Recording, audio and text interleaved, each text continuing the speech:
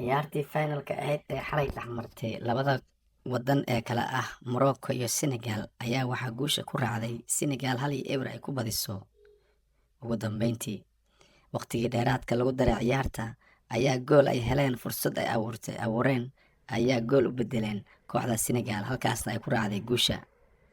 Goolka guusha ayaa u dhaliyay ninkii la yiraahdo Pep Gueye oo 94 daqiiqo ee ciyaarta extra time-ka. Dhacdooyinka muhiimka ah ee ciyaarta ka dhacay waxaa ka mid ah ciyaarta waqtigeeda caadiga ahaa waxa uu ku dhamaaday 0-0.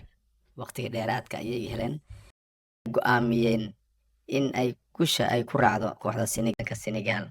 Markii ciyaartu jirtay daqiiqadii ugu dambeysay waqtiga caadiga ah, Morocco waxaa la siiyay gool kulaad ama penalty, laakiin Ibrahima Diaz oo uu qaatay rigooradaasi ayaana u suurtagelin inuu dhaliyo goolkaasi. Markii la siiyay penalty-ga, kooxda Senegal ayaa si gaar ah kaga baxay garoonka iyagoo oo ka cadhaysana go'aanka garsoorka, laakiin ugu dambeyntii waxa ay ku soo laabteen ciyaarta.